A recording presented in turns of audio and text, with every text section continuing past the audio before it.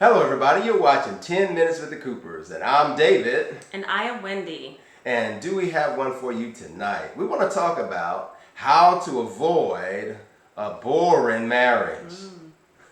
And so, as we always try to do, is try to give you our definition of what the word boring is as it relates to marriage. Again, it's not Webster, it's not Wikipedia, it's according to David and Wendy. So, baby, why don't you kick us off and why don't you explain boring as you understand it to be? I mean, I don't know, boring in a marriage? Yes. Just losing that fire for each other. Yeah, I think that's a good answer. I think that's a good answer. If I had to answer that, I would say without excitement, a marriage that loses its excitement.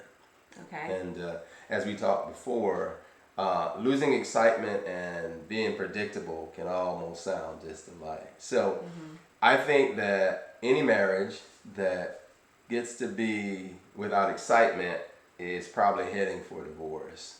True. Would you agree? I think that I've heard stories. I've heard so many people, their relationships after a certain amount of time, it loses what it had before. Right. And I don't know how to help somebody reignite excitement when it comes to marriage. I think what we've been trying to do is trying to plan some getaways and try to do something because family can get in the way, kids can get in the way, demands can get in the way. Right.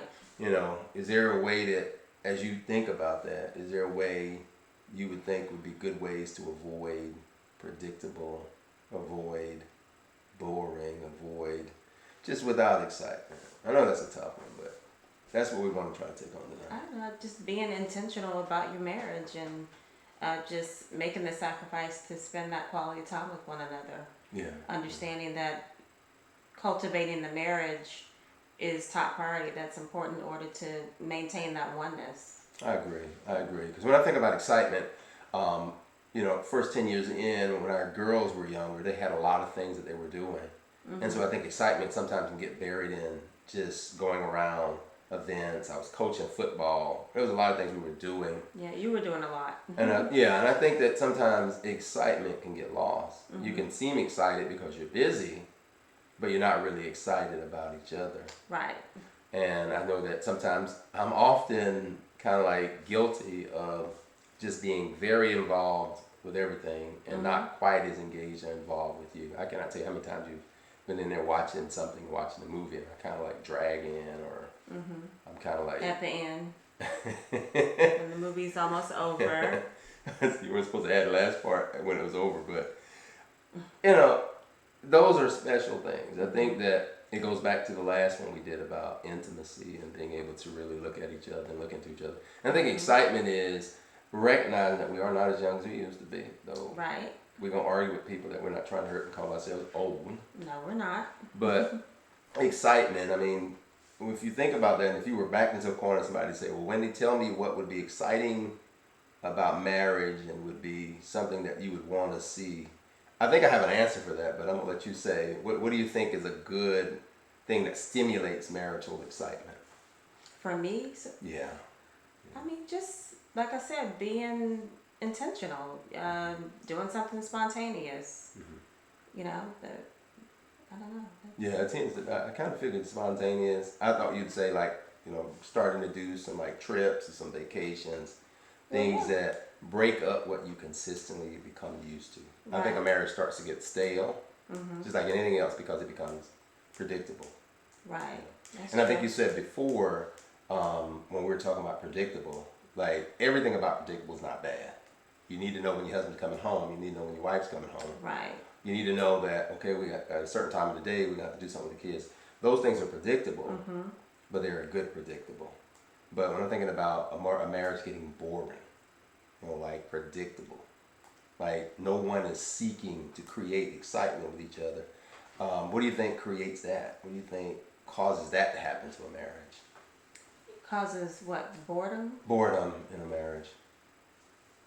I mean, you pretty much kind of touched on it. Just the being, I guess, predictable. Right. Maybe losing interest That's a good one. in right there. one another. That's a good one, and I think that it's funny that you say that because I think that is the number one thing that leads to marital boredom. Is that boredom creates disinterest in being disinterested with your mate and creating interest somewhere else. Right. Is because it doesn't have what it used to. The excitement is gone, and I think that when you think about trying to reinvent the relationship, and I would say that you have to reinvent your relationship after a certain amount of time. You have to reinvent it because what used to make it work is not what's making it work today. Right. And that goes back to what we're saying: boredom and disinterested. And I think that any relationship is going to go any measure of time have to be, as you would say, intentional. That means I have to study the person. We go back to intimacy again. You have to study. At this point, we got to do something different because this is not working. And I think that when things stop working, the worst thing is to not acknowledge that it's no longer working. Right. And I think, let me ask you a different question. If somebody is starting to become bored in a relationship, you think that they should go and have that kind of conversation with their mate? How should they handle it? Talk it out in counseling, or what would be a good example of how to start moving in the right direction when marital boredom is set in? Obviously, just talking with your mate, That'd be the first being thing. honest and truthful about where you are in the relationship and how you feel about the marriage. Yeah. What if one person want to hear it and the other person doesn't want to hear it? I'm not really sure I'm understanding what you're saying. Right? Because sometimes it's hard to go up and tell somebody, hey, baby, you know what? This is getting a little boring. I'm not enjoying this no more. I think it's in your approach and the way you approach the topic. I think if you come to your spouse in a loving way, you have to be honest. You have to work through your problems, and the way you're going to do that is to talk. Yeah. So. I would agree. I think before people get there, talking has become part of the problem. They stop talking. They stop expressing their interests. They stop expressing what is exciting. They stop expressing that, this is not working. Let's shift it. And I think that's important. I think it's super important to say this is not working. And I think people need to know how to say it's not working. But I agree with you. You have to go to them. Right. But I also think sometimes you have to circle up with other people that can help you have that discussion. Because sometimes it's not easy to say, I'm a little bored with this. Or to hear that I'm bored with this. I just don't think people are going to take to that very well. So what happens? People start having affairs. So they get their excitement from someplace if they're not getting it from each other. That's how I feel about it. That's what I think. I think when people have run their course and relationships have become stale, the person's going to be out the door soon. If they're not Christians now. I'm speaking from a position of just all that's going on in the world. Because I've been hearing a lot of stuff going on. And my key to understanding that is that there's some boredom going on. The relationship has become stale, predictable, without excitement. Well, again, like I said, I feel like people need to be honest with their spouse. If there's no honesty, you're not going to even be able to move forward. You have to be able to have those hard conversations, whether they respond in a positive way or not. The conversations still need to be had. So you can't avoid the conversation if you want your marriage to work. Like, you have to express how you're truly feeling so that you can work through the issues. And if your spouse is not aware that there even is an issue, then that's unfair to your spouse. So that's my thought on it. I agree with you wholeheartedly that they have got to know. They have got to be able to hear it from you. They've got to be able to accept it from you. And if they can't, then hard conversation is still always going to be a hard conversation. We try to throw softballs. We try to make sure we take these topics, which are hard topics. I think tonight we can kind of tell how difficult this topic is because we intimately know situations where people have reached this point. Right. And it's hard to know what to do. Have you ever reached this point and you felt that way with me? Obviously we've had our moments in our marriage. I asked you that because I know you'll be honest about it. We have had those moments. Yeah. So. And I think the fact that we're taking it on, it is hard. It's hard to say, honey, I'm a little bored with you, or honey, I'm a little bored with you. Hey, this is not what we want to do. We want to have Right. excitement with each other, and I think sometimes distractions.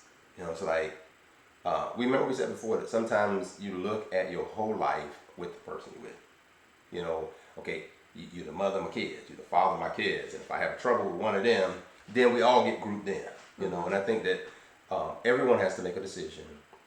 It goes back to what you said. 10 minutes is not enough time for us to dig as deep in this topic. Right. But the key word to take away here, which is, like I said, a hard takeaway, is that you have to tell them. Exactly. You have to do something that's hard to say, this is not working. Yes. Well, this is our position on this. As you guys tell, this is not an easy topic to talk about. Becoming bored, how to deal with being bored. Mm-hmm. But again, our philosophy is very, very simple. If you're going to be or not to be, it's going to be on how you handle these types of things, how to avoid being bored. Well, it's 10 Minutes with the Coopers. Again, I'm David. And I'm Wendy. Thank you guys for listening. And remember, the one takeaway here is go talk about it if you're bored. Love you guys.